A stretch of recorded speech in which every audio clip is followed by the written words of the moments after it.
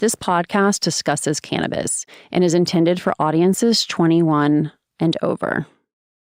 For the last 100 plus years, for the last 100 years, well, since 1930 something, but pretty much every nursing textbook, doctor's text, like all these textbooks, mostly they have chapters on cannabis abuse or, marijuana abuse and how to help patients go through treatment for this, That's what you get when you open up a textbook. There's no section on how wonderful and amazing cannabis is.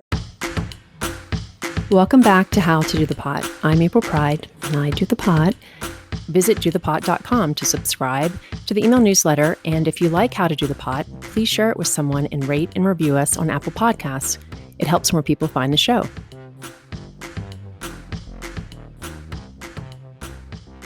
The four letters PTSD are woven into our modern lexicon, from songline to punchline. And while some turn to music to soothe symptoms of PTSD and others to humor, more and more we're turning to cannabis. Certainly during these days of COVID, there's talk of cannabis as an essential service, in no small part to ensure those who depend on cannabis to mitigate symptoms of PTSD and other mental health diagnoses can get their medicine. To date, most of the research studies on cannabis for PTSD have focused on veterans. Still, the evidence is not enough to support clinical recommendations, both for vets or anyone in the general population diagnosed with PTSD. You just heard from Sandra Guynes, aka the Kush Nurse, speaking to Kia Baker, the host of the Female Veterans Podcast. Sandra is a nurse with over 15 years of experience. Her story of finding cannabis to help the PTSD she experienced after a traumatic birth inspired her to help others find the right cannabis medicine.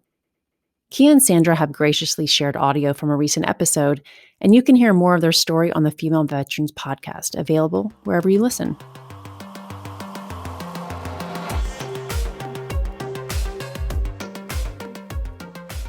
I am so glad that, veterans now have more, I don't want to say access, but at least the ability to be honest about their consumption and not feel like it's something that's going to be scrutinized or cause them to lose the benefits that they've earned fighting for this country. One of the things about cannabis is with PTSD, it's really helpful because it decreases your REM sleep cycle. Mm-hmm. So it decreases the ability for you to have nightmares. So with a lot of PTSD sufferers, that's one of the biggest triggers is the nightmares and night terrors. Not the first time, but a few times after that, you'll start to have some more psych effects where you can maybe recall memories and things like that, which is really good for PTSD sometimes because you're recalling these memories, but the memories can be recalled in a way where your body is not in that fight or flight, reaction.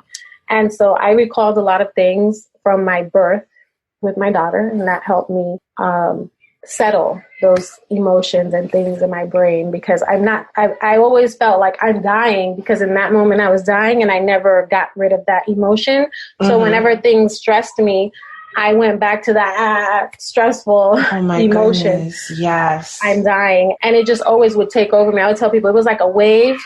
And I would be sitting there gently playing in the water. And then all of a sudden it's like, I can't get out from under this tide.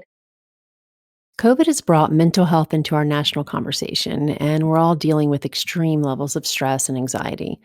A New York Times article written by Dr. Jennifer Tates, an assistant clinical professor in psychiatry at UCLA, titled How to Reduce Your Risk of PTSD in a Post-COVID-19 World, I'll link to it in the show notes, share some ideas that inspired me to think about how weed can help. Whether you've been diagnosed with PTSD or you're trying to manage a whole lot more stress than usual, a high five to help us all come out of 2020 feeling better. Number one, what is post-traumatic stress disorder? PTSD is a mental disorder that develops following a stressful, frightening, or life-threatening event. 10% of women develop PTSD in their lives. Number two, with COVID, Dr. Tate says, we are in the middle of the trauma, not post-stress. So she reminds us that during a crisis, we need to take breaks to soothe ourselves. I like to say that if you can find a silver lining during COVID, you're one of the lucky few. If you think I should shove that silver up my ass, there is definitely a strain to adjust your thinking, and my ass thanks you. Number three, love yourself and others. No matter how good it may feel to play the hater, studies show that dropping judgment can significantly reduce loneliness. So if you decide to say yes to a CBD tincture before lunch or your roommate takes an edible while house cleaning, give both of you a break. We are in the middle of a global pandemic and the hills are ablaze. Number 4, try not to overthink. I dare you. Dr. Tate says, and I quote, "I can't emphasize enough that it's normal to feel anxious now." Yay, we're all finally normal. To process thoughts about the pandemic that replay in your mind, she offers some techniques for when your thoughts aren't useful.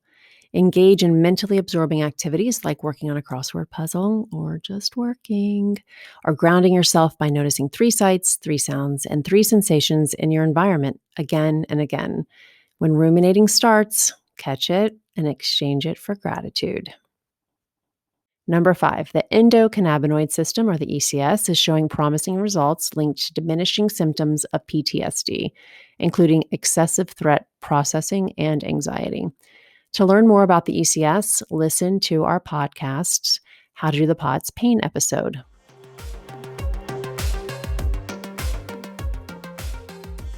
And of course, 3 beloved strains to treat PTSD. Pennywise, which is a 1-to-1 strain that offers mental clarity and focus with milder intoxicating effects. Trainwreck, it's exactly as its name describes. It's a high THC strain that offers a rush of euphoria and awakens creativity. I really love Trainwreck. Jack Herer is the feel-good strain, and it actually shares a dominant terpene with Trainwreck, terpenoline, which we'll get into more in future episodes as we dive deeper into these strains. But Jack Herer, it's the feel-good strain, and it's very motivating. It's a great strain to organize your garage. It offers constant euphoria without uncomfortable spikes. Have you heard about our new series, Saturday Strains, yet? In our COVID-induced reality, do you find yourself questioning what day it is? As a result of not knowing my place in space and time, I've definitely lost some rituals, like appreciating a long and decidedly unproductive for other people's purposes Saturday morning. We at How to Do the Pot are bringing the special back to Saturdays with a new series called Saturday Strains. In about 5 minutes, we'll get into the weeds with one strain and learn how to do the pot. What's special about Saturday Strains? A quick high five to count down what you can expect to learn about each week's strain.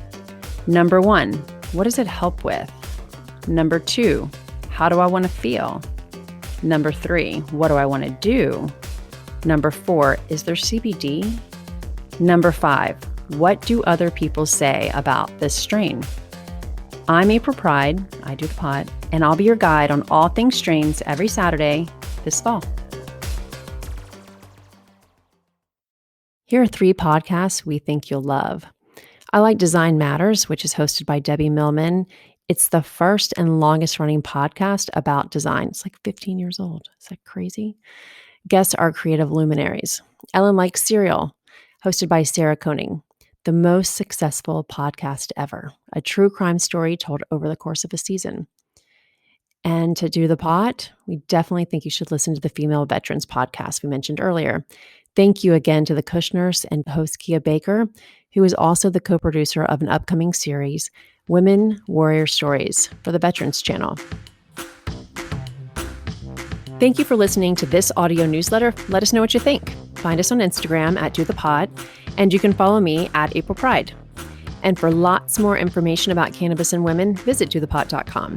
Thanks to my co-founder, Ellen Scanlon, Maddie Fair, our marketing manager, and our producer, Nick Patry. I'm April Pride, and we'll be back soon with more of How to Do the Pot.